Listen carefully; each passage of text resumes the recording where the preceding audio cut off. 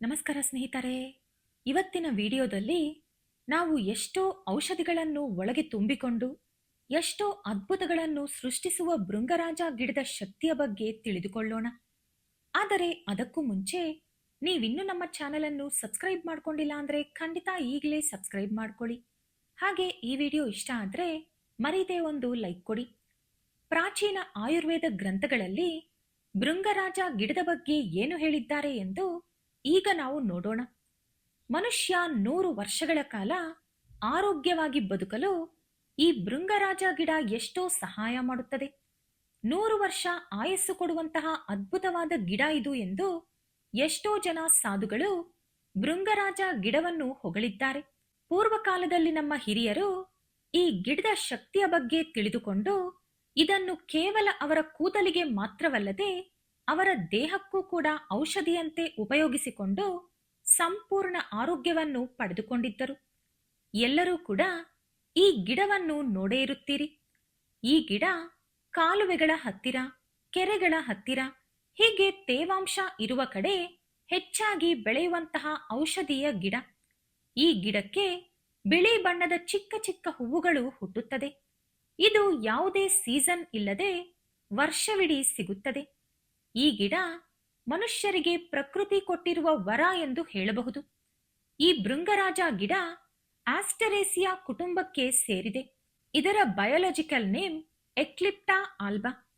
ಈ ಗಿಡದಲ್ಲಿರುವ ಶಕ್ತಿಯನ್ನು ಗುರುತಿಸಿ ಈ ಮಧ್ಯಕಾಲದಲ್ಲಿ ಬರುತ್ತಿರುವ ಎಲ್ಲಾ ಕೂದಲಿಗೆ ಸಂಬಂಧಿಸಿದಂತ ಪ್ರಾಡಕ್ಟ್ಗಳಲ್ಲಿ, ಅಂದರೆ ಶಾಂಪೂ, ಹರ್ಬಲ್ ಪೌಡರ್, ಎಣ್ಣೆ, ಮೆಹಂದಿ ಪೌಡರ್, ಹೇರ್ ಡೈ ಮುಂತಾದವುಗಳಲ್ಲಿ ಈ ಗಿಡವನ್ನು ಉಪಯೋಗಿಸುತ್ತಿದ್ದಾರೆ. ಈ ಗಿಡವನ್ನು ಉಪಯೋಗಿಸಿಕೊಂಡರೆ ನಮ್ಮ ಕೂದಲು ಉದುರುವುದಿಲ್ಲ. ಕೂದಲು ಕಪ್ಪಗೆ, ದಟ್ಟವಾಗಿ, ಡ್ಯಾಂಡ್ರಫ್ ಇಲ್ಲದೆ ಬೆಳೆಯುತ್ತದೆ. ಮಾರ್ಕೆಟ್ನಲ್ಲಿ ಈ ಗಿಡಕ್ಕೆ ಒಳ್ಳೆ ಬೆಲೆ ಇದೆ. ಕೆಲ ವರ್ಷಗಳ ಹಿಂದೆ ನಡೆಸಿದ ಪರಿಶೋಧನೆಯಲ್ಲಿ ಈ ಗಿಡದಲ್ಲಿ ಇರುವಂತಹ ಎಕ್ಲಿಪ್ಟಿನ್ ಎಂಬ ಔಷಧಿಗೆ ಲಿವರ್ ಅನ್ನು ಗುಣಪಡಿಸುವ ಶಕ್ತಿ ಇದೆ ಎಂದು ತಿಳಿದು ಬಂದಿದೆ. ಅಥರ್ವಣ ವೇದದಲ್ಲೂ ಕೂಡ ಈ ಗಿಡದ ಬಗ್ಗೆ ಎಷ್ಟೋ ವಿಷಯಗಳು ಬರೆದಿದ್ದಾರೆ. ಅದೇನೆಂದರೆ, ಈ ಗಿಡವು ನೆನಪಿನ ಶಕ್ತಿಯನ್ನು ಹೆಚ್ಚಿಸಿ ಮೆದುಳನ್ನು ಆರೋಗ್ಯವಾಗಿ ಇಡುತ್ತದೆ, ಪಿತ್ತ ದೋಷಗಳನ್ನು ನಿವಾರಿಸುತ್ತದೆ, ಕೂದಲನ್ನು ದೃಢವಾಗಿ ಕಪ್ಪಗೆ ಬೆಳೆಯುವಂತೆ ಮಾಡಿ ಕೂದಲು ಉದುರುವಿಕೆಯನ್ನು ತಡೆಗಟ್ಟುತ್ತದೆ, ಕಣ್ಣು ಹಾಗೂ ಹಲ್ಲುಗಳಿಗೆ ಒಳ್ಳೆ ಆರೋಗ್ಯ ಕೊಡುತ್ತದೆ. ಕಾಮಾಲೆ ಕಾಯಿಲೆ ಗುಣವಾಗಲು ಕೂಡ ಈ ಗಿಡ ಒಳ್ಳೆ ಔಷಧಿಯಂತೆ ಕೆಲಸ ಮಾಡುತ್ತದೆ ಎಂದು ಅಥರ್ವಣ ವೇದದಲ್ಲಿ ಬರೆಯಲಾಗಿದೆ. ಅಥರ್ವಣ ವೇದವನ್ನು ಪರಮೇಶ್ವರ 4ನೇ ವೇದದಂತೆ ಪ್ರಕಟಿಸಿ ಈ ಸೃಷ್ಟಿಗೆ ಎಷ್ಟೋ ಉಪಕಾರ ಮಾಡಿದ್ದಾರೆ. ಭೃಂಗರಾಜ ಗಿಡದಲ್ಲಿ ಆಲ್ಕೋಹಾಲ್ ಆಯಿಲ್ ಹಾಗೂ ಎಕ್ಲಿಪ್ಟಿನ್ ಎಂಬ 2 ಉತ್ತಮ ಔಷಧಿಗಳು ಇರುತ್ತದೆ. ಇದರ ಫ್ರೆಶ್ ಆಗಿರೋ ಎಲೆಗಳು ಪೇನ್ ರಿಲೀವರ್ ತರ ಕೆಲಸ ಮಾಡುತ್ತದೆ. ಈ ಗಿಡವು ಆಂಟಿ ಹೆಪಟೋಟಾಕ್ಸಿನ್, ಆಂಟಿ ಇನ್ಫ್ಲಮೇಟರಿ ಹಾಗೂ ಒಳ್ಳೆ ಡೈಜೆಷನ್ ಗುಣಗಳನ್ನು ಹೊಂದಿದೆ. ಆದ್ದರಿಂದಲೇ ಈ ಗಿಡವನ್ನು ನಮ್ಮ ಪೂರ್ವಿಕರು ಮೈ ಮೇಲೆ ಗಾಯಗಳು ಆಗಿದ್ದರೆ, ಕೂದಲಲ್ಲಿ ಸಮಸ್ಯೆಗಳಿದ್ದರೆ, ಜ್ವರ ಬಂದರೆ, ಕಫ, ಕೆಮ್ಮು, ನೆಗಡಿ, ಶೀತ ಆದರೆ ಔಷಧಿಯಂತೆ ಬಳಸುತ್ತಿದ್ದರು. ಈ ಗಿಡವನ್ನು ಪೂರ್ವಕಾಲದಿಂದಲೂ ಭಾರತೀಯ ಸಾಂಪ್ರದಾಯಿಕ ಚಿಕಿತ್ಸೆಯಲ್ಲಿ ಅತಿ ಹೆಚ್ಚಾಗಿ ಬಳಸಲಾಗುತ್ತಿದೆ. ಸಂಪೂರ್ಣ ಆರೋಗ್ಯ ಪಡೆಯಲು ಭೃಂಗರಾಜ ಗಿಡದಿಂದ ಈ ರೀತಿ ಮಾಡಬೇಕು ಎಂದು ಆಯುರ್ವೇದ ಗ್ರಂಥಗಳು ಹೇಳುತ್ತಿವೆ. ಇದಕ್ಕಾಗಿ ಸಾಧ್ಯವಾದಷ್ಟು ಹೆಚ್ಚಾಗಿ ಭೃಂಗರಾಜ ಎಲೆಗಳನ್ನು ಕಿತ್ತು ತಂದು ತೊಳೆದು ನೆರಳಿನಲ್ಲಿ ಒಣಗಿಸಿ ಪೂರ್ತಿಯಾಗಿ ಒಣಗಿದ ಮೇಲೆ ಚೆನ್ನಾಗಿ ಪುಡಿ ಮಾಡಿ ಸ್ಟೋರ್ ಮಾಡಿ ಇಟ್ಟುಕೊಳ್ಳಿ. ಈ ಪುಡಿಯನ್ನು ಪ್ರತಿದಿನ ನಿಮ್ಮ 3 ಬೆರಳುಗಳಲ್ಲಿ ಎಷ್ಟು ಸಾಧ್ಯವಾಗುತ್ತದೋ ಅಷ್ಟು ತೆಗೆದುಕೊಂಡು ಅದನ್ನು ಬಾಯಲ್ಲಿ ಹಾಕಿಕೊಂಡು ನೀರು ಕುಡಿಯುತ್ತಿದ್ದರೆ ನಿಮ್ಮ ಕಣ್ಣಿನ ದೃಷ್ಟಿ ಹೆಚ್ಚಾಗುತ್ತದೆ, ವೀರ್ಯ ಹೆಚ್ಚು ಉತ್ಪತ್ತಿಯಾಗುತ್ತದೆ, ರಕ್ತ ಶುದ್ಧಿಯಾಗುತ್ತದೆ, ಮುಖ್ಯವಾಗಿ ಲಿವರ್ ಹಾಳಾಗದಂತೆ ಕಾಪಾಡುತ್ತದೆ. ಆಯುರ್ವೇದ ಗ್ರಂಥವು ಇದನ್ನು ದಿವ್ಯ ಸಂಜೀವಿನಿ ಎಂದು ಕರೆದಿದೆ. ಈ ಗಿಡವನ್ನು ಉಪಯೋಗಿಸಿದರೆ ತಲೆಯಲ್ಲಿರುವ ಹೊಟ್ಟು, ಹೇನುಗಳು ನಿವಾರಣೆಯಾಗಿ ಹೊಸ ಕೂದಲು ಹುಟ್ಟುತ್ತದೆ. ಕೆಲವರಿಗೆ ತಲೆಯಲ್ಲಿ ಕೆಲವು ಕಡೆ ಕೂದಲು ಉದುರಿ ಬೋಳು ತಲೆ ಆಗುತ್ತಿರುತ್ತದೆ. ಕೆಲ ಪುರುಷರಿಗೆ ಗಡ್ಡದ ಜಾಗದಲ್ಲೂ ಕೂಡ ಅಲ್ಲಲ್ಲಿ ಕೂದಲು ಬೆಳೆಯುವುದಿಲ್ಲ. ಅವರು ಯಾವಾಗಲೂ ಕೂಡ ಕ್ಲೀನ್ ಶೇವ್ ಮಾಡಿಕೊಳ್ಳಬೇಕಾಗುತ್ತದೆ. ಹೀಗೆ ಬೋಳು ತಲೆ ಆಗುತ್ತಿದ್ದರೆ ಭೃಂಗರಾಜ ಗಿಡವನ್ನು ಬೇರು ಸಮೇತ ಕಿತ್ತು ತಂದು ಕ್ಲೀನ್ ಆಗಿ ತೊಳೆದು ಸಾಫ್ಟ್ ಆಗಿ ಅರೆದು ಅಥವಾ ರುಬ್ಬಿ ಪೇಸ್ಟ್ ಮಾಡಿಕೊಳ್ಳಿ. ಆ ಪೇಸ್ಟ್ ಅನ್ನು ಪ್ರತಿದಿನ 1 ವಾರದ ಕಾಲ ಕೂದಲಿಗೆ ಅಥವಾ ಗಡ್ಡಕ್ಕೆ ಹಚ್ಚಿಕೊಂಡು 15 ನಿಮಿಷ ಹಾಗೆ ಬಿಟ್ಟು ಅದರ ನಂತರ ಗೋರು ಬೆಚ್ಚಗಿನ ನೀರಿನಲ್ಲಿ ತೊಳೆದುಕೊಳ್ಳುತ್ತಿದ್ದರೆ ಒಂದೇ ವಾರದಲ್ಲಿ ಆ ಜಾಗದಲ್ಲಿ ಹೊಸ ಕೂದಲು ಹುಟ್ಟುತ್ತದೆ.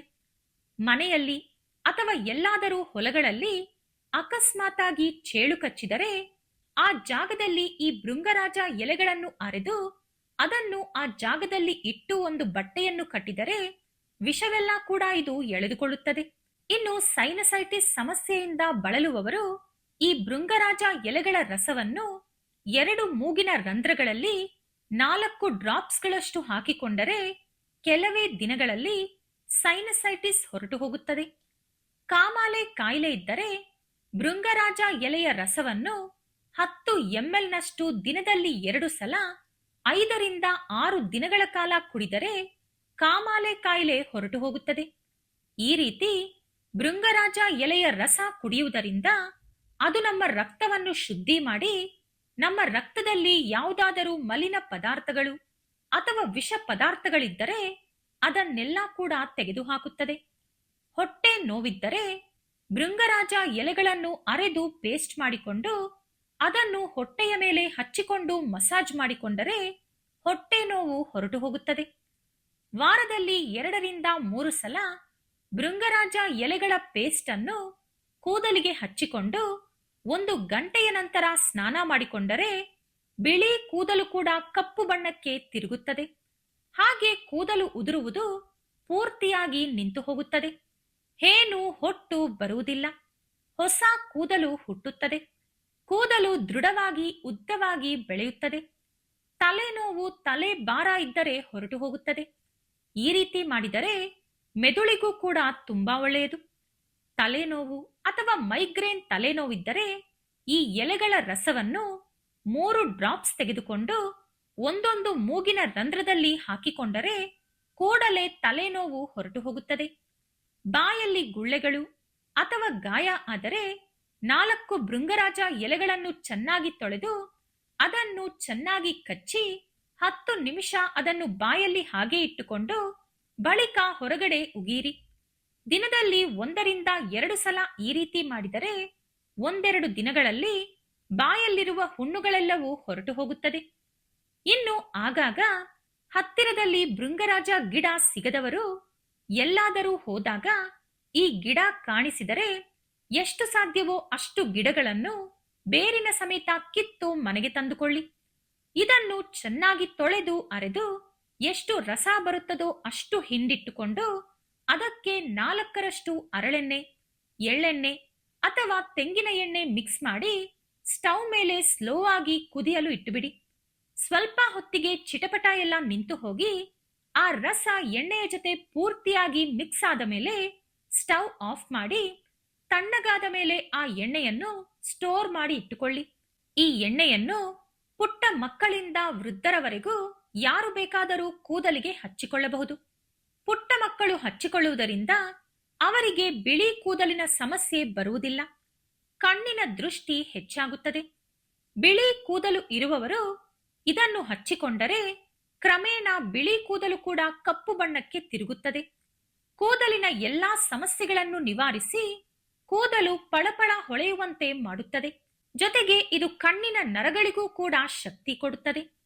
ಭೃಂಗರಾಜ ಎಲೆಗಳನ್ನು ಪೇಸ್ಟ್ ಮಾಡಿಕೊಂಡು ಚರ್ಮ ವ್ಯಾಧಿಗಳು ಅಥವಾ ಅಲರ್ಜಿ ಆಗಿದ್ದರೆ ಭೃಂಗರಾಜ ಎಲೆಗಳ ಪೇಸ್ಟ್ ಅನ್ನು ಅದರ ಮೇಲೆ ಹಚ್ಚುತ್ತಿದ್ದರೆ ಕಡಿಮೆಯಾಗುತ್ತದೆ.